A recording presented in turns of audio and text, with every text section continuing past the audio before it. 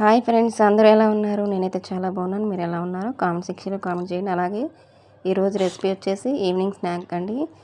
ఇది సగ్గుబియ్యంతో దోశ వేయబోతున్నాను.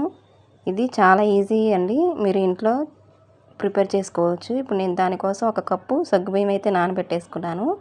సేమ్ అదే కప్పుతో 2 కప్పుల రైస్ తీసుకున్నానండి. బియ్యం అదే కప్పుతో కప్పు సగ్గుబియ్యం 2 కప్పుల బియ్యం తీసుకొని నానబెట్టేసుకొని ఒక 2-3 గంటల వరకు నానబెట్టుకొని బాగా వాటిని శుభ్రంగా వాష్ చేసి తర్వాత రెండింటిని కలిపి బాగా మెత్తగా పేస్ట్లా పట్టుకోవాలండి. ఏం లేదు, దోసల పిండి అయితే ఎలా పట్టుకుంటామో మనం సేమ్ అదే విధంగా పట్టుకోవాలి. ఇదిగోండి నానిపోయినాయి అనమాట.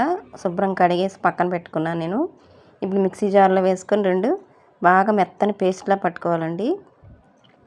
అసలు ఇది ఈవినింగ్ టైంలో అప్పటికప్పుడు ఈజీగా చేసేసుకోవచ్చండి. సగ్గుబియ్యం అయితే తొందరగా నానిపోతాయి, కానీ బియ్యం కొంచెం టైం పడుతుంది. కానీ అప్పటికప్పుడు తొందరగా వేసుకోవచ్చండి దోశలు అనేవి ఇన్స్టెంట్గా అనమాట. ఇన్స్టెంట్ మిక్స్ కాదు, ఇన్స్టెంట్గా అంటే అప్పటికప్పుడు మనం ఏమీ లేవు టిఫిన్కి అనుకున్నప్పుడు బ్రేక్ఫాస్ట్కి ఈవినింగ్ టైంలో ఇలాగ అప్పటికప్పుడు చేసేసుకోవచ్చు అనమాట ఇవి. అలాగే ఇప్పుడు ఆ పిండి పట్టిన తర్వాత నేను అందులోకి 1/2 కప్పు పెరుగు వేసుకుంటున్నానండి. పెరుగు వేసుకొని బాగా సరిపోయినంత ఉప్పు కూడా వేసుకొని బాగా కలుపుకోవాలి. మనం దోశల పిండి అయితే ఎలా కలుపుకుంటామో అలాగా కలుపుకోవాలన్నమాట. ఇందులో మీ ఇష్టం అండి. ఇప్పుడు నేనైతే ఇలా ప్లెయిన్గా వేసాను. ప్లెయిన్గా కాకుండా మీరు ఇందులో అల్లం, పచ్చిమిర్చి, కరివేపాకు, ఉల్లిపాయలు అన్నీ వేసుకుని కూడా దోశ వేసుకోవచ్చు, చాలా బాగుంటుంది. క్యారెట్ కూడా వేసుకోవచ్చు అనమాట. నేనైతే ప్లెయిన్గా వేసాను. ఇది పల్లి చట్నీతో కానీ టమాటా చట్నీ కానీ దేనితోనైనా బాగుంటుందండి. కానీ వేడివేడిగా తినాలండి. మనకి వేడివేడిగా తింటే చాలా టేస్టీగా ఉంటాయి అన్నమాట. పిల్లలకి చాలా నచ్చుతుంది అనమాట. స్కూల్ నుంచి రాగానే మనం అప్పటికప్పుడు చేసి పెట్టేసుకుంటే మనం వాళ్ళకి ప్రిపేర్ చేయడానికి ఈజీగా ఉంటుంది. ఇప్పుడు తగినంత సాల్ట్ వేసుకొని బాగా కలుపుకున్న తర్వాత పెనం హీట్ ఎక్కిన తర్వాత ఇదిగోండి, ఇది నేను దోశల పిండి మనం దోశ ఎలా అయితే వేసుకుంటాం అలా వేసుకోవడమేనండి. కానీ దోశ కంటే మనకి ఇది ఈజీగా వచ్చేసిందండి. అసలుకి ఇలా పెనం మీద ఎలా వేయగానే మనకి ఈజీగా వచ్చేస్తుంది అట్ట అనేది.